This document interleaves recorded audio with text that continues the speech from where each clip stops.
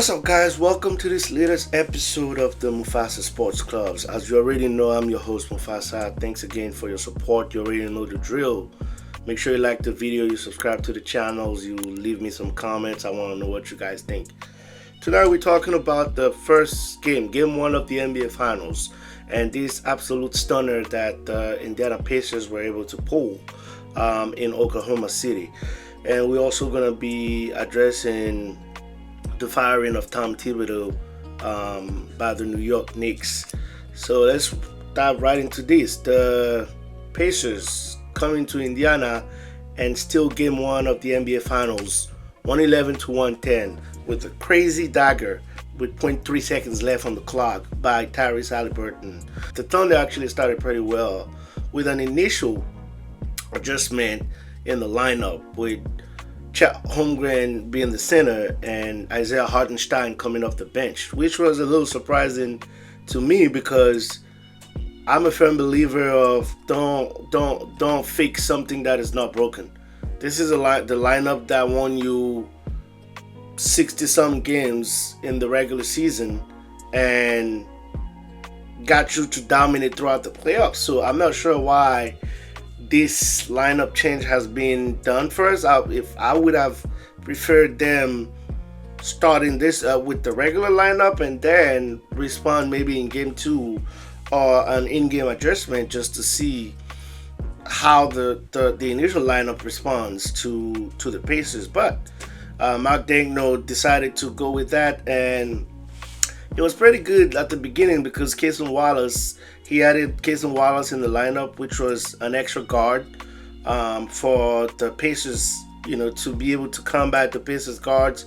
And it's been quite interesting at the beginning. The Thunder defense at the beginning of the game, especially the first half, was just amazing. These guys are like ball hogs. They remind me of a football team, like punching the ball, always looking for deflections and steals and guarding the perimeter. It's just amazing to watch. And man, Alex Caruso and what he brings off the bench for this Thunder team, it's just amazing. And they generated 19 or 20 turnovers during the first half, which is the most in the finals in about 25 years, I believe. They were really great in the first half, but I was wondering what would happen in the second half, because even though they had 19 turnovers, they were barely leading by like 12 points, which was a little concerning to me, but I still thought the Thunder were going to go ahead and take that W. They come back from the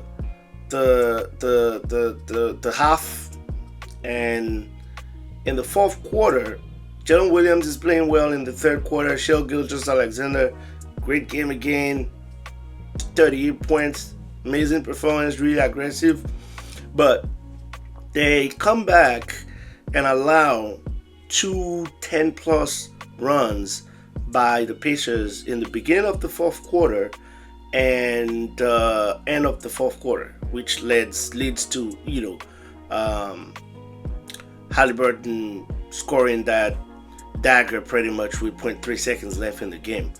The adjustment by Rick Carlisle of putting the ball in the hand of Andrew Nembhard, especially in that fourth quarter, and allowed Tyrese Haliburton, who was, being targeted and guarded throughout his whole game, relieving him of ball handling duties, has been a very great adjustment by Rick Carlisle. Andrew Nembhard was huge in that fourth quarter with some clutch threes, facilitating.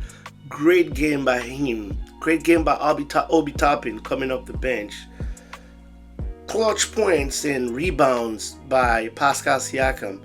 Honestly, this is an upset because I don't think the Pacers were playing that well. I think they were initially overwhelmed by the defense of the Thunder, and they didn't, as opposed to last series where they were always searching out for Jalen Brunson or Karl Anthony Towns. There's nobody you could search for here because the starting five, all of them play good defense. You have a Lou Dort who was playing great defense and still pretty successful and efficient from the 3-point line with 5 threes during this game, and you still managed to lose this game one at home. And like I continue to say, you just in this series you can't afford to lose these games. You have to protect home court because you just don't know what could happen in the series. An injury can happen. A player from the opposite might go crazy, like Thomas Bryant did against the Knicks, for instance, and shooting like 3 or 4 3-point shots as a center who doesn't shoot the ball that well. Anybody could go crazy. Siakam and Haliburton tonight, respectively, scored 14 points for Tyrese, 19 points for Siakam. These were not great performances by them. So now you gotta account with them having some high-scoring games, and you just never know what could happen in this series. So my prediction of OKC in 4 or 5 takes a huge heat. I still think it is possible, but it takes a huge heat, and Game 2 is going to be crucial. The late execution from the Thunder tonight has been really bad. They started, jacking up some threes also in that fourth quarter, which facilitated the runs from the Pacers, but they just got to be better next game at, late game executions. And I think the safest way to beat this Pacers team is blowing them out. 15 points lead, 20 points lead is no longer good enough for them. They proved that over and over against the Cavs, against the Knicks, now against the Thunder. You got to put them away. And I think the Thunder probably got confident, thought this was in the books, but now you gotta win Game 2 if you're the Oklahoma City Thunder. If you're the Pacers, you gotta get greedy, try to get take Game 2 also away from home. But it's gonna be an interesting Game 2 to watch. I still have the OKC Thunder going and taking at least that Game 2 and tying the series 1-1. But it's gonna be interesting to watch. Kudos to this Pacers team. Kudos to Real Carlisle for his in-game adjustments. I even saw him at some point during the game having some hockey substitutions where he is taking out 3-4 guys at the same time and bringing in 3-4 other dudes, which is very interesting because both teams are going deep on the bench. They played 10 guys. Oklahoma City played 11 dudes tonight, and you could see that there's a conscious effort to wear the opponent down in this series. So I'm really excited about Game 2. Looking forward to what this game holds for us. And once again, congratulations to the Pacers for this Game 1. And Tyrese Haliburton one more time showing what a good player, what a great player he actually is. And even on a night where he wasn't really efficient offensively, he wasn't aggressive, he still manages to come down in the clutch and steal the win for his team. It's gonna be once again an interesting Game 2, and I'm looking forward to that. The firing of Tom Thibodeau by the New York Knicks. I think this is something that I wasn't necessarily surprised by because I've been hearing that a lot in the past couple of days. I did think that Jalen Brunson basically endorsing his coach on his last after his last game press conference might be able to save teams, but it looks like they decided to move in another direction, and I'm just trying to figure out who they're getting now.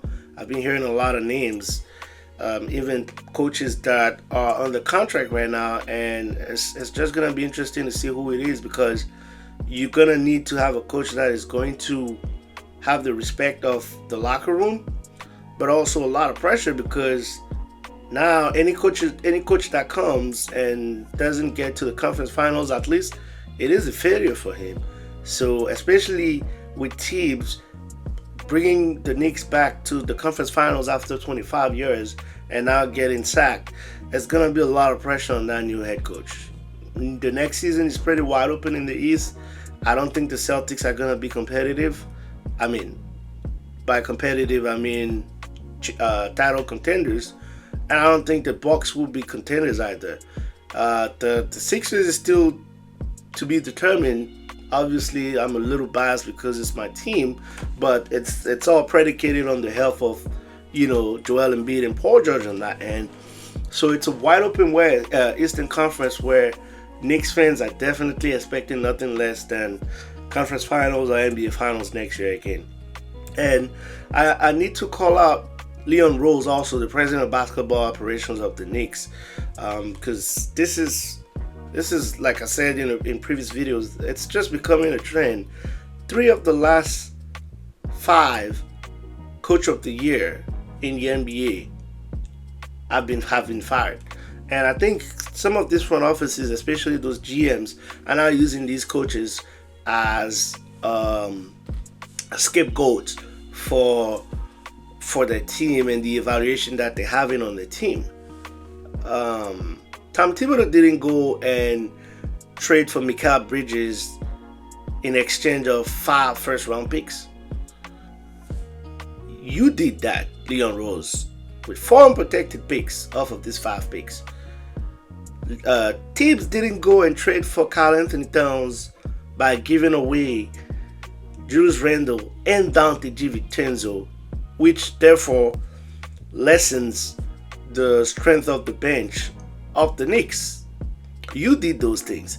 So I think Leon Rose also has some accountability to take in the debacle. Well, I wouldn't even call it a debacle because 25 years later, you're at least in the conference finals. I was expecting them to try to get better in the free agency by using the mid-level exception that they have, and also by maybe making a move or two to add some depth on the bench. Because something that we have to give to Tibbs, even though we criticize him all the time about his use of his starters and not using his bench, he did some adjustments against the Pacers and went a little deeper on his bench. Just that the talent was not good enough to compete with the Pacers during this series. So I really thought they were gonna, try to get the bench, improve the bench, and then eventually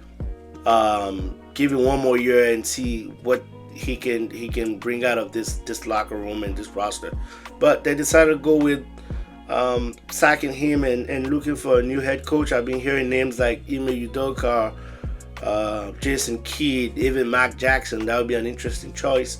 Rick Brunson, I've been hearing as well. He's Jalen Brunson's dad and he's already an assistant coach.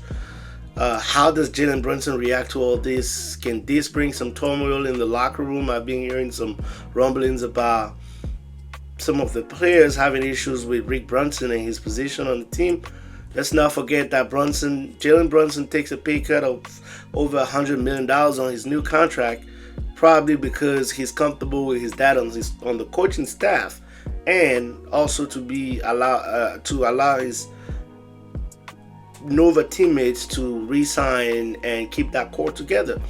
So does the new coach keep Rick Brunson on the coaching staff, or how do the players react if Rick Brunson is selected as the new head coach? It's gonna be some interesting weeks around Madison Square Garden, and we're gonna be here giving you guys all the updates and commenting on what's gonna happen out there. So that's pretty much all I had for you guys today. And once again, continue to subscribe to the channel, like the videos, share it. Let's continue to grow this channel. I appreciate you guys and have a great rest of your week. Ciao.